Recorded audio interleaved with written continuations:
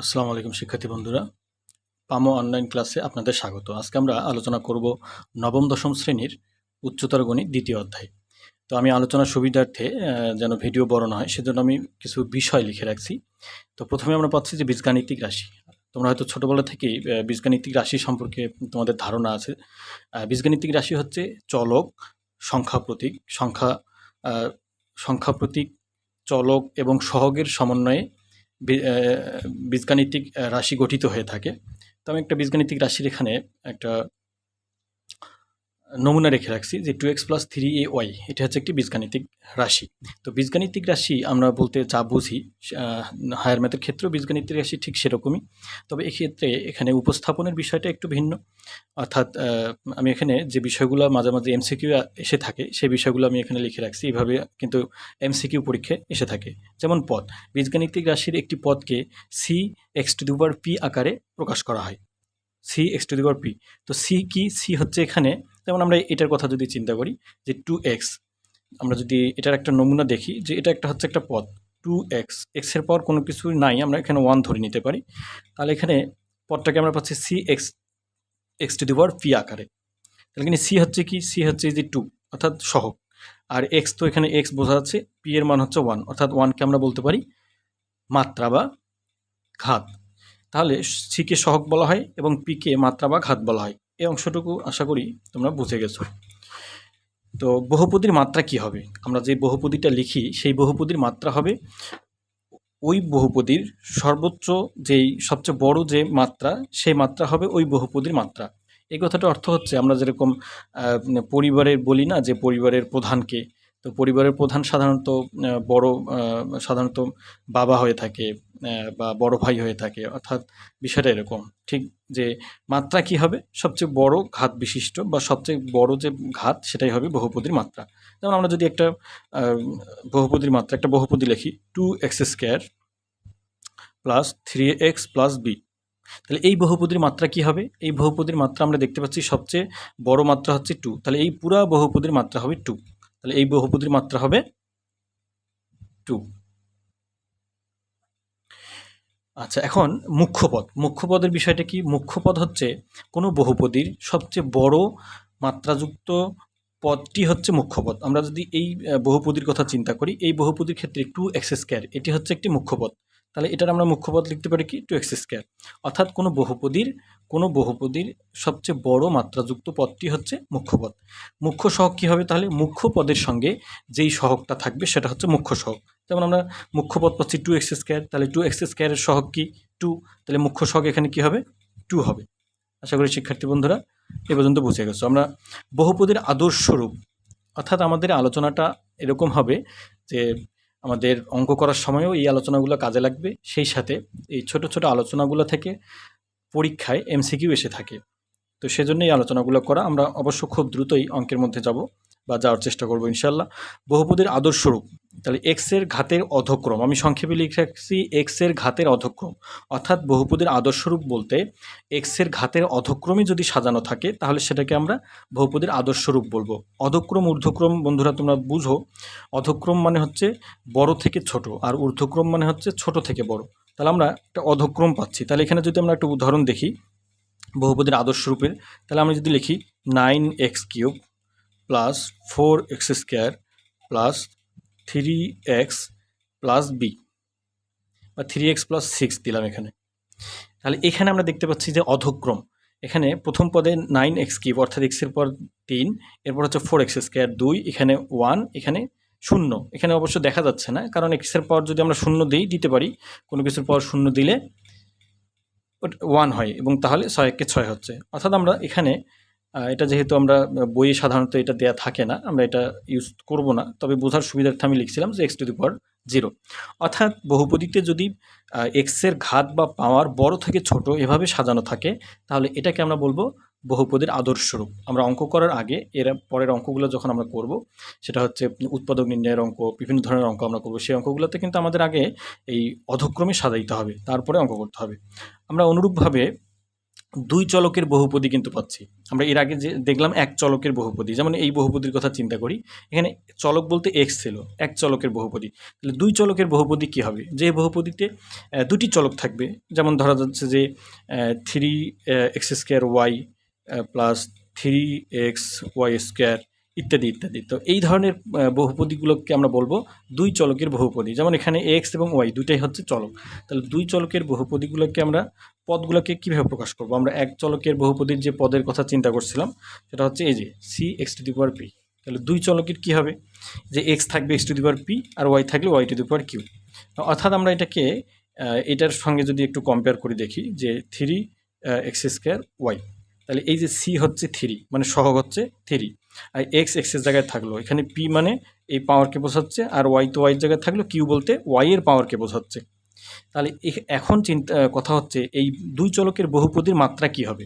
দুই চলকের বহুপদীর মাত্রাগুলো হবে আসলে এই এক্স এবং ওয়াইয়ের মাত্রা যোগ করে যা হয় তাই। এটাই হচ্ছে এই দুই চলকের বহুপদীর মাত্রা। তাহলে আমি যদি বলি যে এই দুই চলকের বহুপদীর এই পদটার মাত্রা কত, তাহলে এই পদের মাত্রা হচ্ছে এখানে এক্সের পাওয়ার 1, এখানে ওয়াইয়ের পাওয়ার 2, তাহলে 1 + 2 অর্থাৎ 3। অর্থাৎ এই যে বহুপদীর মাত্রা, একটা বহুপদীর একটা পদ আমরা পাচ্ছি, এই বহুপদীর মাত্রা কিন্তু 3 হয়ে গেল। অর্থাৎ এই চলক দুইটার পাওয়ারগুলা বা মাত্রা দুইটা যোগ করলে যা হয় তাই। অর্থাৎ সংক্ষেপে এটাকে আমি এভাবে লিখে রাখছি যে x⁴p এখানে y⁴q, তাহলে p + q অর্থাৎ এক্স এবং ওয়াই এর পাওয়ার যোগ করলে যা হয় সেটাই হবে তার মাত্রা। আশা করি শিক্ষার্থী বন্ধুরা তোমরা বুঝে গেছো। আমরা পরবর্তী টপিক্সে যাব। আমরা এরপরে যে আলোচনাটা পাচ্ছি সেটা হচ্ছে ভাগশেষ উপপাদ্য। তো ভাগশেষ উপপাদ্য কী? তো আমরা জানি যে একটি বহুপদীকে আরেকটি বহুপদী দ্বারা ভাগ করলে, এখানে আমি লিখে রাখছি যে খুব একটা ভালো দেখা যাচ্ছে না।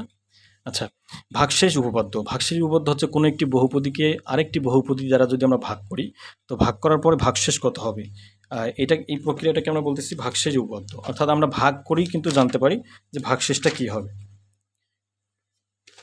যেমন বইয়ের একটা অঙ্ক আমরা যদি দেখি, এখানে দেয়া আছে যে p(x) = x² - 5x + 6 এতকে p(x - 4) দ্বারা ভাগ করলে ভাগশেষ কত হবে। তো আমরা যদি এটা দেখি যে ভাগশেষ কত হবে, এই প্রশ্নটাই যদি আমি লিখি যে p(x) = x² - 5x + 6, যে এটাকে যদি আমরা এতকে x - 4 দ্বারা ভাগ করলে ভাগশেষ কত ভাগশেষ কত হবে।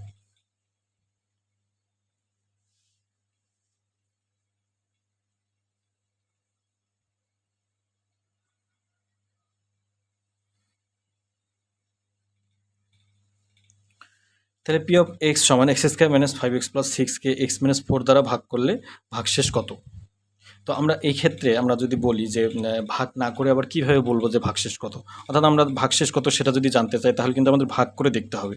অর্থাৎ আমাদের সাধারণ যে নিয়ম আছে, আমরা যদি x - 4 দ্বারা ভাগ করি তাহলে এখানে হচ্ছে x² - 5x + 6। আমরা এইভাবে কিন্তু ভাগ করার পরে বুঝতে পারবো যে ভাগশেষ কত। আমরা যদি ভাগ করি, এখানে x দিলে হচ্ছে x² মিলাইতে হবে, এই জন্য x দিলাম, x গুণ করলে হচ্ছে x², তাহলে x দ্বারা -4কে গুণ করলে -4x। নিয়ম হচ্ছে এবার সাইনগুলো বিপরীত করে দিতে হবে, যেহেতু বিয়োগ করতেছি। x ক্যান্সেল, 5 থেকে 4 বাদ দিলে এখানে বড় চিহ্ন আছে -x, এখানে +6 হবে, তাহলে -x মিলাইতে হবে, এখানে -1 যদি দেই তাহলে কিন্তু মিলে যাচ্ছে -x যে প্লাস 4 1কে 4, সাইন পরিবর্তন করে দিলাম, এটা ক্যান্সেল, 6 থেকে 4 বাদ দিলে 2, তাহলে ভাগশেষ কিন্তু 2। অর্থাৎ আমরা ভাগ করার পরে কিন্তু বুঝতেছি ভাগশেষ 2। কিন্তু এমন একটা প্রসেস আছে যেই প্রসেসের মাধ্যমে ভাগ না করে, এই যে এটা ভাগ না করে, এটা তো মাত্র 3টা পদ ছিল, এই জন্য সহজে অল্প সময়ের মধ্যে ভাগটা করা সম্ভব হইলো। কিন্তু যদি এটা আরও বড় একটা রাশি হইতো, বীজগাণিতিক রাশি, সেটাকে কিন্তু x - 4 দ্বারা ভাগ করলে ভাগটা অনেক বড় হয়ে যেত। সেক্ষেত্রে আমাদের ভাগশেষ জানাটাও সময় সাপেক্ষ এবং অনেকটা কষ্টসাধ্য হয়ে যেত। তো এমন একটা প্রসেস আছে যে প্রসেসের মাধ্যমে ভাগ না করে, এভাবে ভাগ না করেই আমরা ভাগশেষ জানতে পারি, এবং সেই প্রসেসটাই হচ্ছে ভাগশেষ উপপাদ্য। যেমন আমরা যদি লিখি যে দেয়া আছে কি বহুপদীটি p(x) সমান দেওয়া আছে x² - 5x + 6। এখন এই বহুপদীর ভাগ করতেছি কত দ্বারা, x - 4 দ্বারা। এখানে চলক হচ্ছে x আর সহগ হচ্ছে বা ধ্রুবক হচ্ছে 4। তাহলে চলক আর ধ্রুবকের মাঝখানে যে চিহ্নটা আছে এই চিহ্নটা পরিবর্তন করে আমরা এই এক্সের জায়গায় বসাই দিব, তাহলে যা পাওয়া যাবে সেটাই হচ্ছে তার ভাগশেষ। তাহলে আমরা যদি লিখি এখানে আছে মাইনাস আছে, আমরা এটাকে যদি +4 দিয়ে দিই, পি অফ +4, তো প্লাস তো সামনে দিতে হয় না, শুধু 4 দিলাম। তাহলে এক্সের জায়গায় এখন আমরা 4 বসাবো। তাহলে 4 এর উপর স্কোয়ার -5 × 4 + 6। তাহলে আমরা যদি 4 এর উপর স্কোয়ার করি, 4 4 16 হচ্ছে, মাইনাস এখানে 5 4 20, আর এখানে হচ্ছে +6।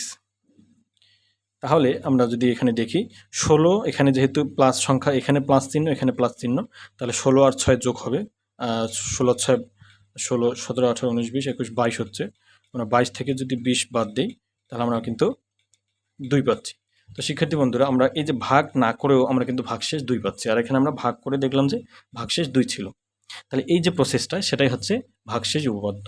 তাহলে আমরা সংক্ষেপে বোঝার সুবিধার্থে এটুকু বলতে পারি যে কোনো বহুপদীকে ভাগ না করে যে প্রক্রিয়ায় আমরা ভাগশেষ বের করতে পারি সেটাই হচ্ছে ভাগশেষ উপপাদ্য।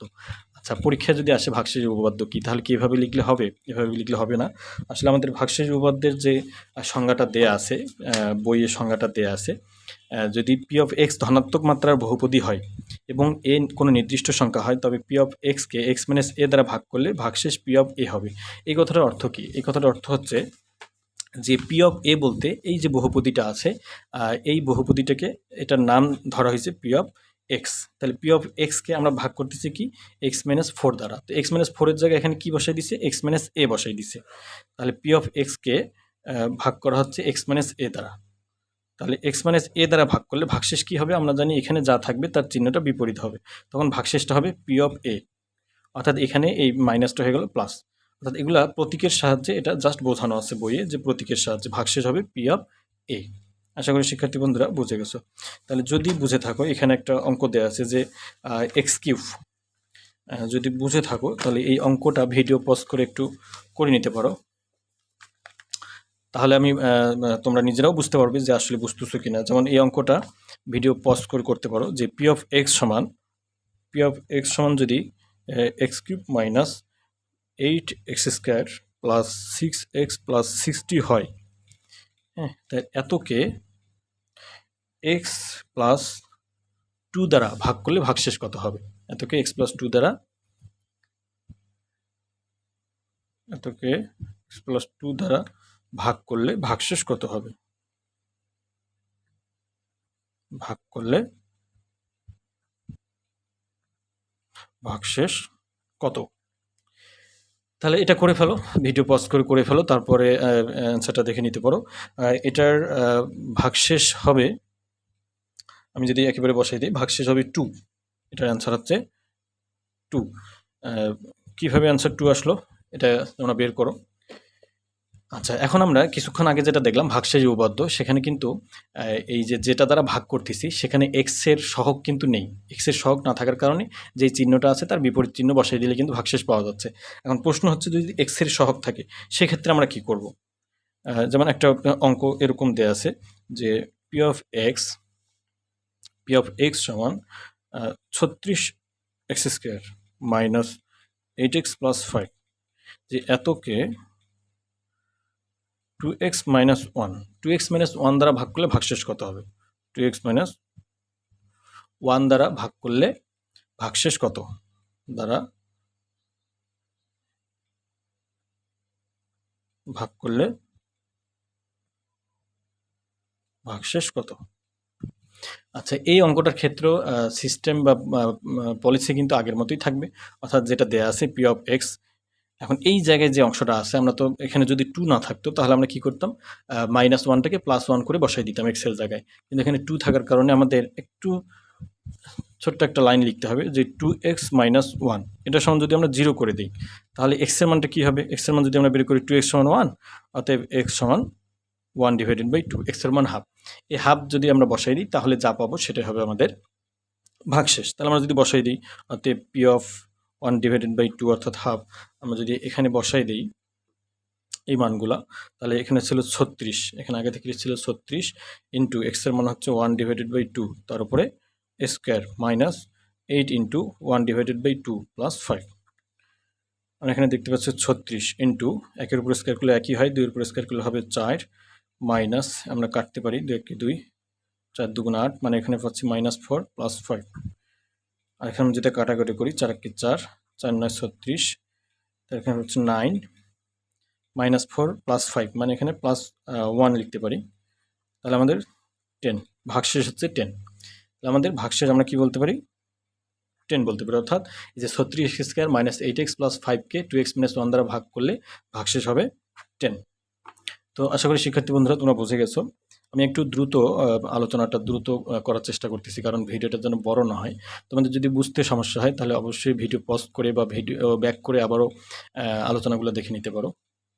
সেই সাথে জেনারেল এই আমার পামো অনলাইন ক্লাসে জেনারেল ম্যাথের বেশ কিছু ক্লাস দেয়া আছে।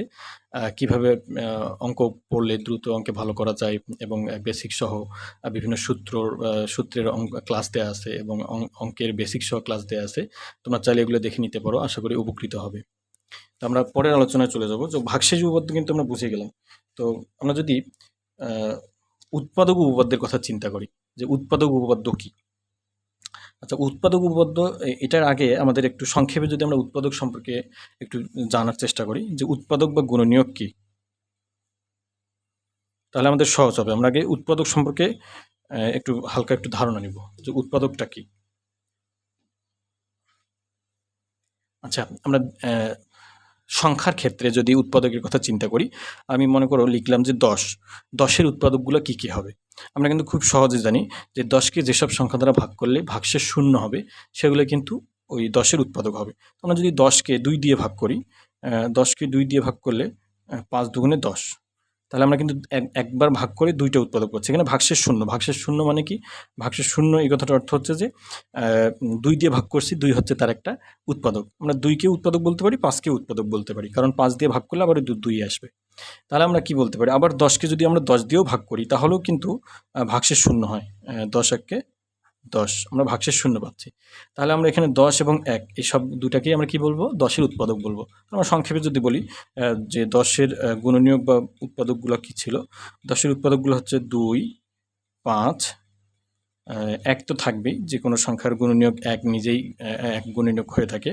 2, 5, 10, 1 আমরা দিতে পারি। তাহলে 1, 2, 5, 10 এগুলো হচ্ছে 10-এর উৎপাদক। তো আমরা উৎপাদক উপপাদ্যটা ঠিক সেরকমই হবে। আমরা ভাগ করার পরে ভাগশেষ যদি 0 হয়, তাহলে যেই রাশিটা দিয়ে ভাগ করব সেটাই হবে তার একটা উৎপাদক। তো এই প্রসেসটাকে আমরা বলতেছি উৎপাদক উপপাদ্য।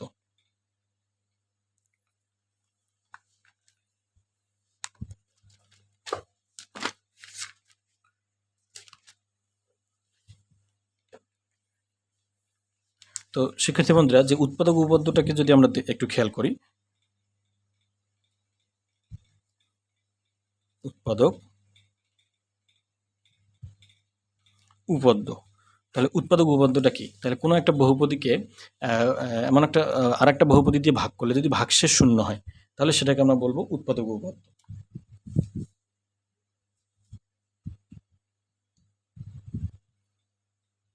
আমরা একটা উদাহরণ লিখতে পারি। যেমন আমরা যদি দেখি যে x⁴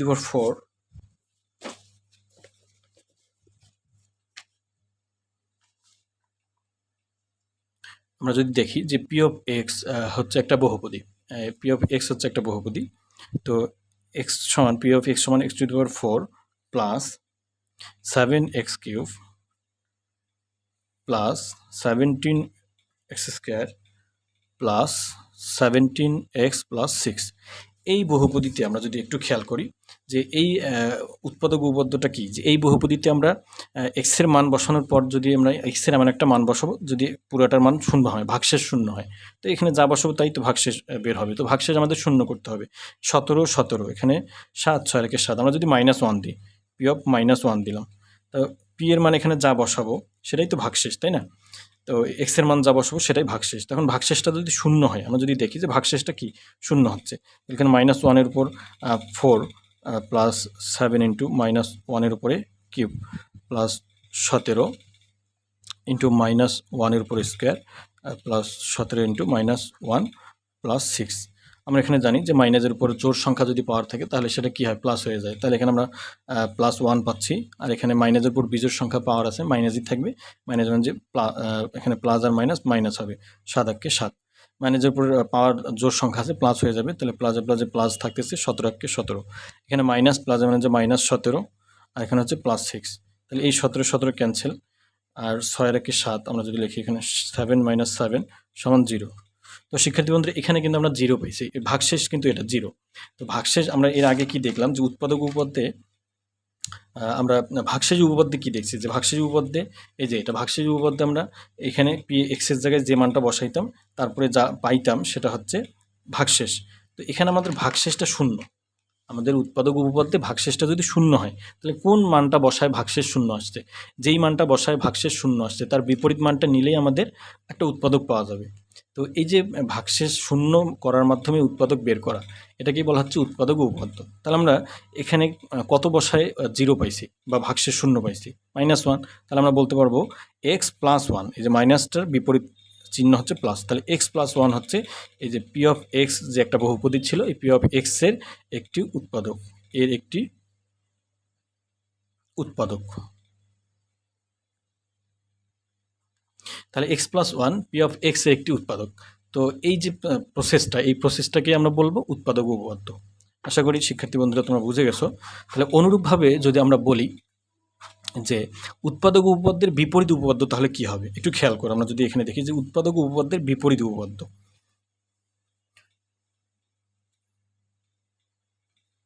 উৎপাদক উপপাদ্যের বিপরীত উপপাদ্য, বিপরীত উপপাদ্য, উৎপাদক উপপাদ্যের বিপরীত উপপাদ্য কি হবে? আচ্ছা, আমরা উৎপাদক উপপাদ্যে কি পাইছি যে ভাগশেষ শূন্য, ভাগশেষ শূন্য হলে যেটা দিয়ে ভাগশেষ ভাগ করছি, যেটা দিয়ে ভাগ করছি সেটার বিপরীত চিহ্ন নিয়ে আমরা উৎপাদক পাইছি। তো অনুরূপভাবে যদি আমরা উৎপাদক দেয়া থাকে তাহলে কি হবে, ভাগশেষ শূন্য হবে। এটা আমরা যখন জানতে পারবো এই প্রসেসটাকে আমরা বলতেছি উৎপাদক উপপাদ্যের বিপরীত উপপাদ্য। তাহলে উৎপাদক উপপাদ্যের বিপরীত উপপাদ্য কি, যে উৎপাদক দেয়া থাকবে। তাহলে উৎপাদক দেয়া থাকলে আমরা বলতে পারবো কি, যে সেটার ভাগশেষ শূন্য হবে। যেমন এই অঙ্কটাকেই যদি আমরা বিপরীতভাবে লিখি যে পি অফ এক্স, যে পি অফ এক্স সমান x4 + 7x³ + 17x² + 17x + 6। তাহলে আমরা যদি বলি যে এত এর একটি উৎপাদক, এত এর একটি উৎপাদক হচ্ছে x + 1, এত এর একটি উৎপাদক x + 1। তাহলে আমরা যদি আগে থেকেই জানতে পারি যে x + 1 হচ্ছে তার একটা উৎপাদক, তাহলে কি আমরা বলতে পারি না এর ভাগশেষ হবে শূন্য। তাহলে x + 1 দ্বারা ভাগ করলে ভাগশেষ শূন্য হবে, x + 1 দ্বারা ভাগ করলে কি হবে, ভাগশেষ। এর একটি উৎপাদক x + 1 হলে আমরা যদি লিখি যে এর একটি উৎপাদক x + 1 হলে p of x K x + 1 দ্বারা ভাগ করলে ভাগশেষ শূন্য হবে, 1 দ্বারা ভাগ করলে ভাগশেষ শূন্য হবে, x + 1 দ্বারা ভাগ করলে ভাগশেষ শূন্য হবে। এই যে আমরা জানতে পারলাম যে একটা বহুপদী দেয়া আছে, সেই বহুপদীর একটা উৎপাদক দেয়া আছে x + 1। তাহলে এই x + 1 দ্বারা যদি আমরা p of x কে ভাগ করি তাহলে ভাগশেষ কী হবে, শূন্য হবে। এই যে ভাগশেষ শূন্য হবে এটা আমরা জানতে পারলাম, এই প্রসেসটাকে আমরা বলতেছি উৎপাদক উপপাদ্যের বিপরীত উপপাদ্য। কারণ উৎপাদক উপপাদ্য কি, যে ভাগশেষ শূন্য হলে, এই যে ভাগশেষ শূন্য হলে যেটা মান বসাই সেই মানটার বিপরীত মান নিয়ে আমরা একটা উৎপাদক পাই। তাহলে যদি উৎপাদক দেয়া থাকে তাহলে ভাগশেষ শূন্য হবে, এই মানটা আমরা আগে থেকে আমরা ধরে নিতে পারবো বা আমরা চোখ বন্ধ করে বসাতে পারবো যে উৎপাদক দেয়া আছে, তাহলে এই উৎপাদক দিয়ে যদি আমরা ভাগ করি তাহলে ভাগশেষ হবে শূন্য। তাহলে এই প্রসেসটাকে আমরা বলতেছি উৎপাদক উপপাদ্যের বিপরীত উপপাদ্য। তো শিক্ষার্থী বন্ধুরা আশা করি বুঝে গেছো। তো আমার অনুরোধ থাকবে যদি বুঝতে সমস্যা হয় ভিডিও পজ করে বা ভিডিও ব্যাক করে আবারও ভিডিওটা দেখলে বুঝতে পারবে। আসলে জেনারেল ম্যাথের থেকে হায়ার ম্যাথ একটু কঠিন, তারপরও আমি সহজভাবে বোঝানোর চেষ্টা করতেছি। আশা করি ইনশাল্লাহ বুঝে যাবে। আর বাসায় অবশ্যই একটু প্র্যাকটিস করতে হবে, প্র্যাকটিস করলে বাকি অংশটুকু বুঝে যাবে। তো আমরা যে এখন আলোচনাটাতে যাব, পরবর্তী আলোচনা আমাদের এগুলো হচ্ছে সমমাত্রিক বহুপদী, প্রতিসম, চক্রক্রমিক রাশি কি। আমরা সংক্ষেপে একটু বুঝবো যে সমমাত্রিক বহুপদী। আমরা এখানে দেখতে পাচ্ছি যে সমমাত্রিক বহুপদী কি হতে পারে। তো সমমাত্রিক বহুপদী কি? আমাদের এই সংজ্ঞা হেডিংয়ের মধ্যেই কিন্তু অ্যান্সার দেওয়া আছে। সমমাত্রিক বহুপদী আমরা যদি লিখি যে সমমাত্রিক বহুপদী, সমমাত্রিক বহুপদী। তো সমমাত্রিক বহুপদী কি হবে? তো সম মানে কি? সমান, মাত্রিক মানে কি? মাত্রা। তো যেই বহুপদীর প্রত্যেক পদের মাত্রা সমান, তাহলে সেটাকে আমরা বলবো সমমাত্রিক বহুপদী। তো আমরা যদি দেখি যে এরকম একটা উদাহরণ যদি দেখি, x square plus 2xy plus 5y square, এটি হচ্ছে একটি বহুপদী। তো এই বহুপদীর কি প্রত্যেকটি পদের মাত্রা সমান কিনা আমরা যদি দেখি, তাহলে এই পদের মাত্রা হচ্ছে 2, এই পদের মাত্রা 2। আবার এই পদের মাত্রা কি? আমরা জানি যে দুই চলক বিশিষ্ট পদগুলোতে কি হয়, দুইটা চলকেরই মাত্রাগুলো যোগ করে যা পাওয়া যায় সেটাই হয় তার মাত্রা। তাহলে এখানে 1 আর 1 যোগ করলে 2 পাচ্ছি, আর এরও হচ্ছে 2। তাহলে আমরা এখানে প্রত্যেকটা পদের মাত্রা কিন্তু 2 2 করে পাচ্ছি, প্রত্যেকটা পদের মাত্রা 2 2 করে পাচ্ছি। তাহলে আমরা এই বহুপদীটাকে বলতে পারি সমমাত্রিক বহুপদী। তো শিক্ষার্থী বন্ধুরা, আশা করি সমমাত্রিক বহুপদী বুঝে গেছো। আমাদের পরবর্তী যে আলোচ্য বিষয় সেটা হচ্ছে প্রতিসম, প্রতিসম রাশি।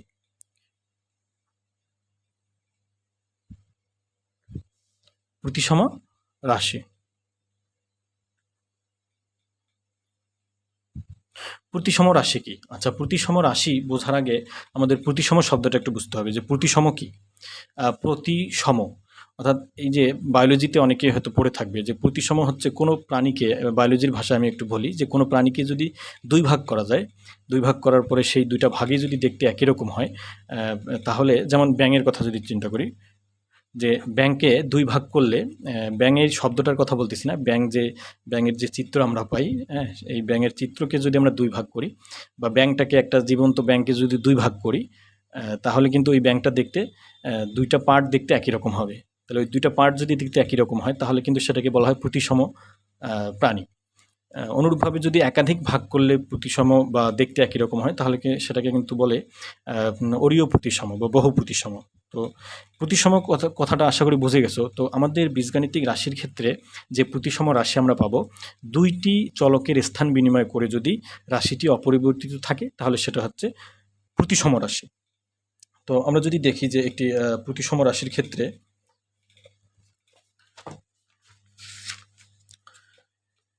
তো সংজ্ঞাটা এরকমই আসলে, যে একাধিক চলক সংবলিত কোনো বীজগাণিতিক রাশির 2টি চলক স্থান বিনিময় করলে, কিন্তু স্থান পরিবর্তন না, স্থান বিনিময় বিষয়টা আশা করি শিক্ষার্থী বন্ধুরা তোমরা বুঝো। যেমন আমি যদি এখানে দেই এক্স আর এখানে যদি দেই ওয়াই, তাহলে বিনিময় হচ্ছে ওয়াইটা আসবে এক্সের জায়গায় আর এক্সটা যাবে ওয়াইয়ের জায়গায়। তো এভাবে স্থান পরিবর্তন করে পরস্পর একজন আরেকজনের জায়গায় বসবে, এটাকে বলা হয় বিনিময় করা। তো এভাবে যদি আমরা বিনিময় করলে যদি রাশিটি অপরিবর্তিত থাকে, মানে কোনো পরিবর্তন না হয়, তাহলে সেটাকে আমরা বলবো প্রতিসম রাশি। যেমন আমরা একটা উদাহরণ দিতে পারি, এবি প্লাস, আমরা যদি দেখি ab plus BC plus ca, এই রাশিটির কথা যদি চিন্তা করি, এই রাশিটাতে আমরা যে কোনো 2টার স্থান বিনিময় করব। স্থান বিনিময় কার কার করব? এখানে হচ্ছে এ আর বি এর মধ্যে স্থান বিনিময় করব। অর্থাৎ আমরা এ এর জায়গায় বি, বি এর জায়গায় এ বসাবো। তাহলে এ এর জায়গায় বি, বি এর জায়গায় এ বসাবো। তাহলে বি এর জায়গায় কী বসাবো? এ। সি কিন্তু সি এর জায়গায় থাকবে, আর এর জায়গায় বি বসাবো।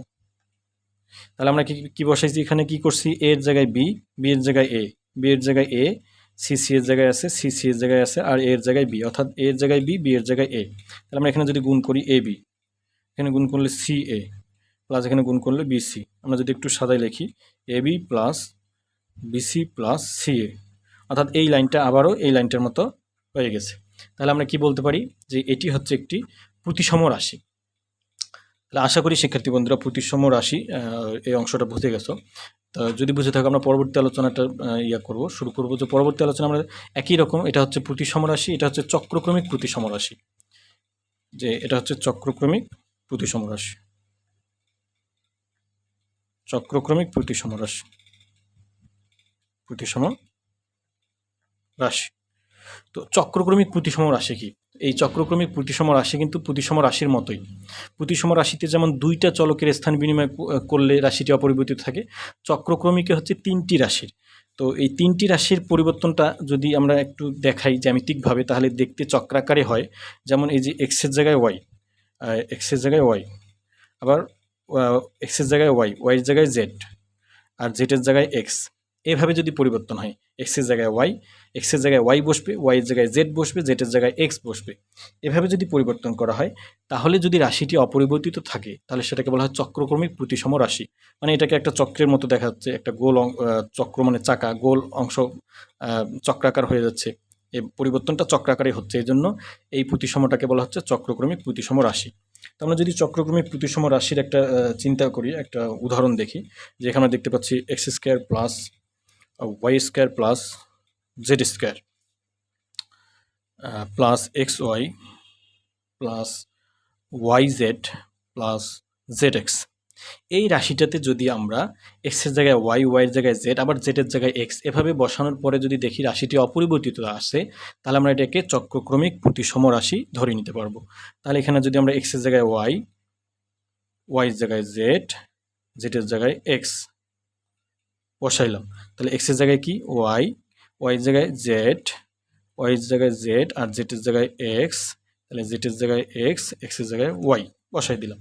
তাহলে আমরা যদি একটু সাজাই নেই, ওয়াই স্কোয়ার, আমরা আচ্ছা সাজাই নিতে পারি X square plus Y square plus Z square.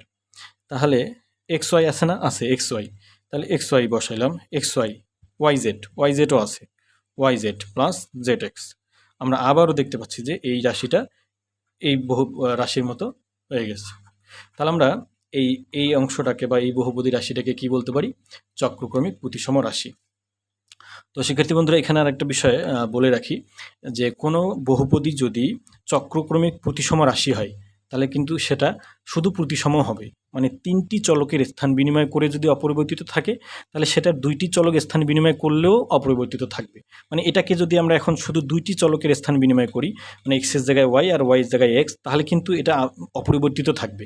তার মানে যেটা চক্রক্রমিক প্রতিসম সেটা কিন্তু প্রতিসমও হবে, হওয়ার সম্ভাবনা আছে, কিন্তু যেটা প্রতিসম সেটা চক্রক্রমিক নাও হতে পারে, তবে যেটা চক্রক্রমিক প্রতিসম সেটা কিন্তু প্রতিসম হবে। তাহলে আমরা বলতে পারি সকল চক্রক্রমিক প্রতিসম রাশি প্রতিসম, কিন্তু সকল প্রতিসম চক্রক্রমিক নাও হতে পারে। তো আশা করি শিক্ষার্থী বন্ধুরা বুঝে গেছো, আমরা পরে আলোচনায় যাব। তো এই চক্রক্রমিক প্রতিসম রাশি এটা বোঝার জন্য এটা আমাদের অঙ্ক করার সময় এই অংশটা কাজে লাগবে। চক্রক্রমিক বহুপদীগুলোর ক্ষেত্রে একটা প্যাটার্ন থাকে। প্যাটার্নটা হচ্ছে, আমরা যদি দেখি যে কোনো চক্রক্রমিক রাশির a - b একটা উৎপাদক হয়, তাহলে এটা আর একটা উৎপাদক হবে b - c, আর একটা উৎপাদক হবে c - a। তো এই ধরনের অংশগুলো হয়ে থাকে। যেমন এগুলোর এই চক্রক্রমিকের যদি একটা বৈশিষ্ট্য আমরা দেখি, a b বা x Y, y z, z x, এইভাবে চক্রক্রমে কিন্তু পরিবর্তন হচ্ছে, x Y, y z, z x. অনুরূপভাবে a b, b c, c a. এই যে a b, b c, c a, এই প্যাটার্নগুলো কিন্তু আমাদের মনে রাখতে হবে। আমরা যখন অঙ্ক করব তখন এই প্যাটার্নগুলো আমাদের কাজে লাগবে চক্রক্রমিক প্রতিসম রাশির ক্ষেত্রে, উৎপাদক বিশ্লেষণের ক্ষেত্রে। তো আমরা যেহেতু এই চক্রক্রমিক প্রতিসম রাশির বৈশিষ্ট্য সম্পর্কে জানলাম, আমরা এই বৈশিষ্ট্য কাজে লাগাই আমরা একটা অঙ্ক করব বা উৎপাদকে বিশ্লেষণ করব।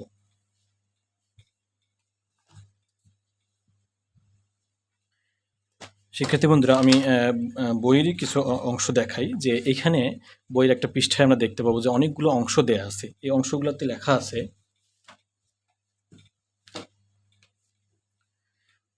বেশ কিছু অঙ্ক দেয়া আছে। সেই অঙ্কগুলোতে আবার বলছে যে উৎপাদকে বিশ্লেষণ করো। তো আসলে কিন্তু এই উৎপাদকে বিশ্লেষণগুলো আমাদের জানতে হবে, এবং এগুলো কিন্তু এক একটা উৎপাদকে বিশ্লেষণ হলেও এক একটা কিন্তু সূত্র আমাদের পরবর্তী অঙ্ক করার সময় এগুলো থেকে সূত্র কাজে লাগে। তো আমরা এই অঙ্কগুলো থেকে আমরা একটা উৎপাদকে বিশ্লেষণের একটা প্রসেস দেখব, যে এই প্রসেসটা মতো করে বাকি সবগুলোকে উৎপাদকে বিশ্লেষণ করা সম্ভব হবে। আমরা যদি 1 নম্বর কথা চিন্তা করি, অর্থাৎ ক নাম্বার, আমরা এখানে অঙ্কটা দেখতে পাচ্ছি a into B square minus C square, a into B square minus C square, a into B square minus C square,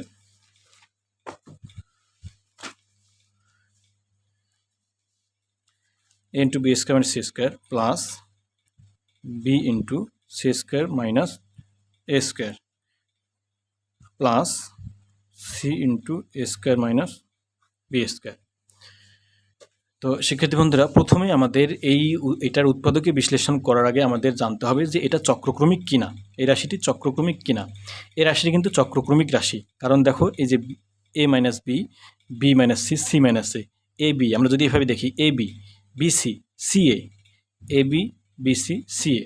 তো এই যে প্যাটার্নটা, এই প্যাটার্ন মানে এটা কিন্তু চক্রক্রমিক রাশি। আর চক্রক্রমিক রাশি যদি হয় তাহলে কিন্তু আমরা জানি যে এটার একটা উৎপাদক যদি বি মাইনাস সি হয় তাহলে বাকি উৎপাদকগুলো হবে একটা এ মাইনাস বি, একটা সি মাইনাস এ। তো আমরা এই ক্ষেত্রে উৎপাদকে বিশ্লেষণ করার জন্য আমাদের সেই শর্তটা আমরা কাজে লাগাবো। তাহলে আমরা যদি দেখি যে বি মাইনাস সি, এটা কিন্তু এরকমই রাখবো, A into B square minus C square. আমরা এগুলো গুণ করে দিব। তাহলে এটা যদি গুণ করি, বি সি স্কোয়ার মাইনাস এ স্কোয়ার বি, সি দিয়ে যদি গুণ করি, A square C minus B square C. তো আমাদের এইখানে B square minus C square মানে কি, এখানে B plus C into B minus C আছে। তাহলে আমাদের এখানে বি মাইনাস সি আছে, তাহলে আমাদের এইটুকু অংশকে এমনভাবে আমাদের সাজাইতে হবে যেন এখান থেকে আমরা উৎপাদক হিসেবে বি মাইনাস সি পাই। তাহলে এখানে যদি আমরা দেখি A into B square minus C square plus, এক্ষেত্রে যদি আমরা দেখি যে বি মাইনাস সি আমাদের নিয়ে আসতে হবে, তাহলে এই মাইনাসটা আমরা সামনে নিয়ে আসতে পারি।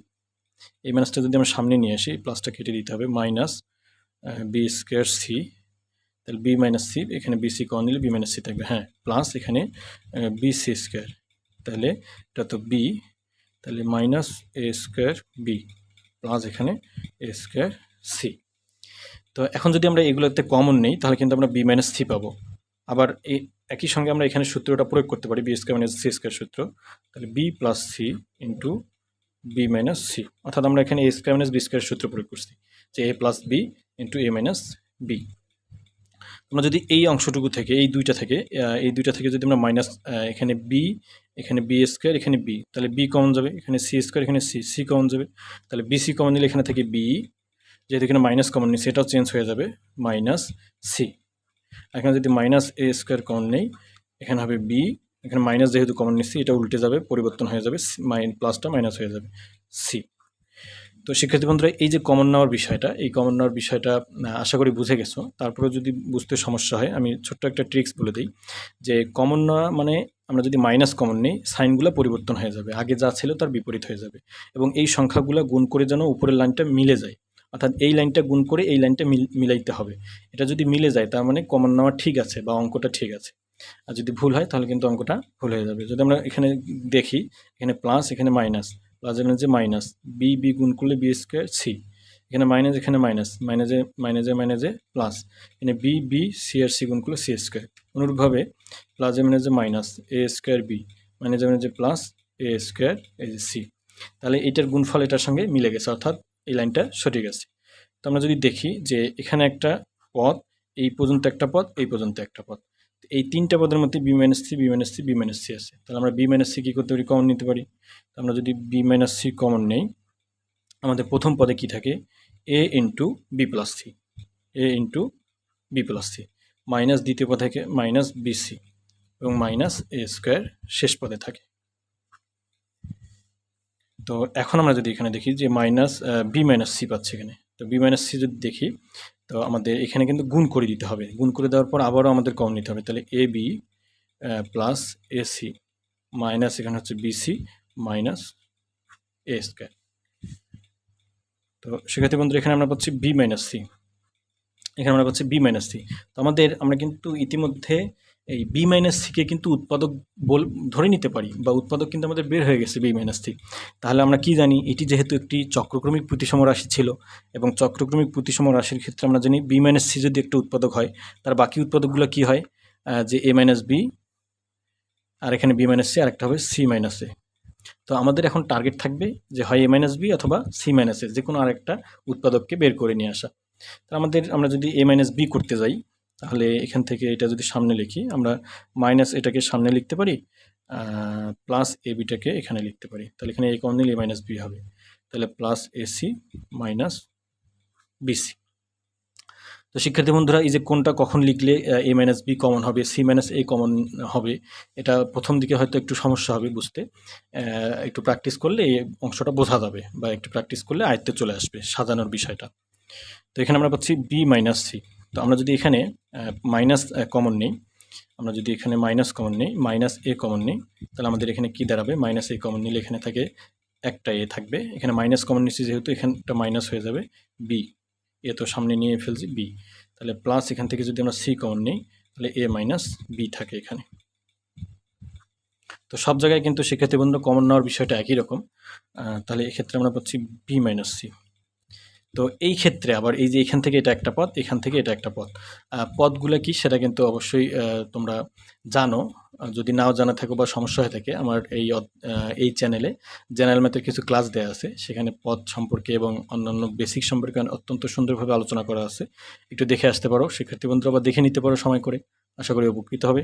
তো এখানে পদ হচ্ছে একটি যোগ বা বিয়োগ চিহ্ন থেকে পরবর্তী যোগ বা বিয়োগ চিহ্নের মাঝখানের অংশটি হচ্ছে একটি পদ। তাহলে এটা একটা পদ, এটা একটা পদ। এই পদের মধ্যে থেকে এ মাইনাস বি আমরা কমন নিতে পারি। তো এ মাইনাস বি যদি আমরা কমন নিই, তাহলে এখানে থেকে এ মাইনাস বি কমন নিলাম। তাহলে প্রথম পদে কে থাকবে? মাইনাস এ প্লাস দ্বিতীয় পদে থাকবে, শেষ পদে থাকবে প্লাস সি। তো আমরা তো এটাকে এভাবে রাখতে পারি না, এটাকে একটু সাজাই নিতে পারি। তাহলে বি মাইনাস সি, এ মাইনাস বি, এটাকে যদি সাজাই নিই সি মাইনাস এ। আরেকটু সাজাইলে ভালো হয় আমাদের। এখানে আমরা লিখতে পারি A minus B, B minus C, C minus A. তাহলে দেখো যে A minus B, B minus C, C minus A, আমাদের কিন্তু এই অঙ্কটা উৎপাদকীয় বিশ্লেষণ হয়ে গেছে। তাহলে আমরা প্রথমে এই ধরনের অঙ্ক করার আগে আমাদের আগে একটু মনোযোগ দিয়ে দেখতে হবে যে এই বহুপদীটি চক্রক্রমিক প্রতিসম রাশি কিনা। তো চক্রক্রমিক প্রতিসম বোঝার জন্য কি করব, যে এই যে এভাবে দেখব এ b, bc, ca, a b, bc, CA. আসলে এই যে শেষে এবি থাকবে, তারপরে বিসি, তারপরে মাঝখানে সিএ, এরকম থাকবে, বিষয়টা এমন না। কে কোথায় থাকে থাক, আমাদের যোগের ক্ষেত্রে পদগুলোর ক্রম যদি উল্টাপাল্টা থাকে তাতেও কিন্তু সমস্যা নেই। আমাদের শুধু এটুকু জানতে হবে যে এবি, বিসি, সিএ এরকম করে আছে কিনা দেয়া, তাহলে আমরা ধরে নিতে পারবো যে এটি হচ্ছে একটি চক্রক্রমিক প্রতিসম রাশি।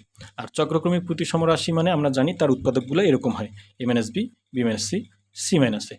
তো এই টার্গেট রেখেই এই A minus B, B minus C, C minus A, তার মধ্যে যে কোনো একটাকে প্রথমে বের করব তোমাদের ইচ্ছা মতো, তারপরে বাকিগুলো ধীরে ধীরে বের হবে। আমি এখানে শুরুতে বাম দিকে b minus b square minus c square ছিল, এই জন্য এটাকে ওরকম রাখছি। এই জন্য আমার প্রথমে বি মাইনাস সি, এই বি মাইনাস সি উৎপাদকটা বের হয়েছে। হ্যাঁ, এই যে বি মাইনাস সি উৎপাদকটা বের হয়েছে।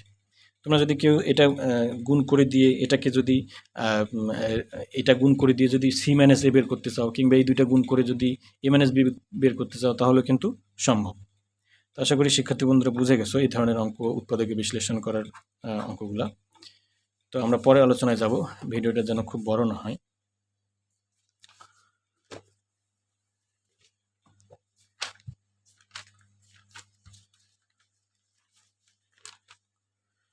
তো শিক্ষার্থী বন্ধুরা, আমাদের এই অধ্যায়ের অঙ্ক করার জন্য আমাদের প্রয়োজনীয় কিছু সূত্র লাগবে। তো আজকে সেই সূত্রের আলোচনাগুলো করেই শেষ করে দেবো ইনশাল্লাহ। আগামী ক্লাসে আমরা অঙ্ক করব। তো আমাদের যে মুখস্থ রাখতে হবে বা জানতে হবে যে সূত্র, দুইটা সূত্র আমাদের দেওয়া আছে। একই সূত্র অবশ্য আমি যদি বলি যে জেনুইন সূত্র একটি সূত্র এই অধ্যায়ে আছে, বাকিগুলো কিন্তু অনুসিদ্ধান্ত। তাহলে A cube plus B cube plus C cube minus 3a B C সমান আমরা বলতে পারি যে এ plus B plus C, A plus B plus C into A square plus B square plus C square minus A B minus B C minus CA.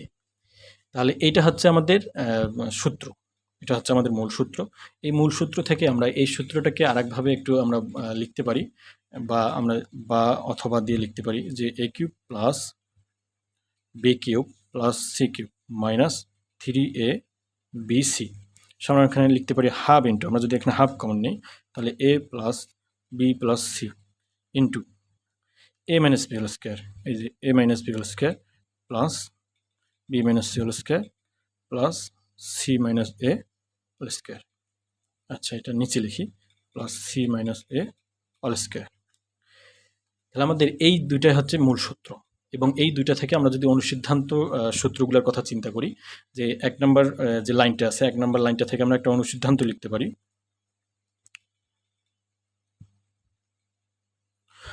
অনুসিদ্ধান্তটা কি হবে?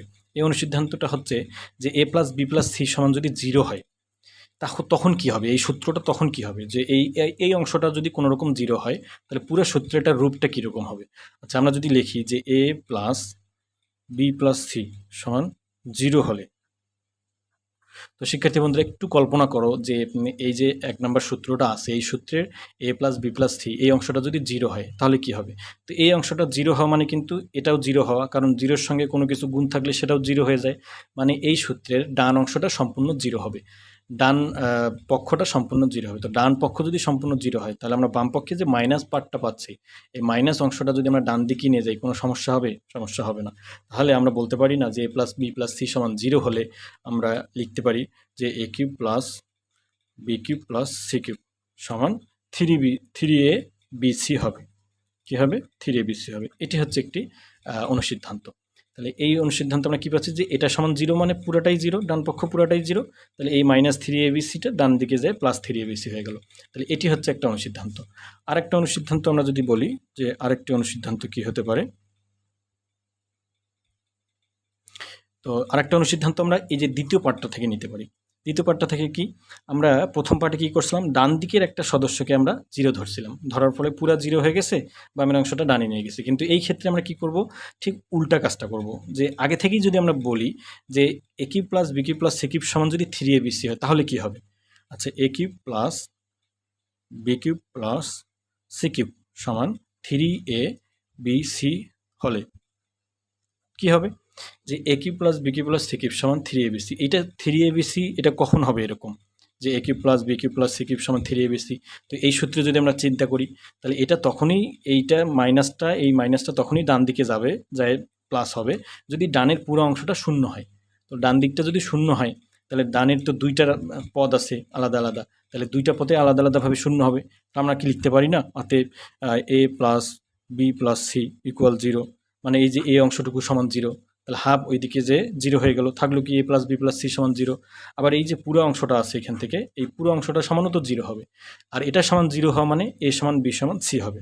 তাহলে a³ + b³ + c³ সমান 3abc হলে কি হবে? a + b + c = 0 অথবা a = b = c। এটা হচ্ছে ২টা অনুসিদ্ধান্ত। তো শিক্ষার্থী বন্ধুরা, ক্লাস আজকের মতো এখানেই। সবাই ভালো থাকবে এবং চ্যানেলটি ভালো লাগলে অবশ্যই সাবস্ক্রাইব এবং লাইক করে দেবে যাতে আমরা আরও এভাবে নতুন নতুন ভিডিও আপলোড দিতে পারি। ধন্যবাদ। আসসালামু আলাইকুম।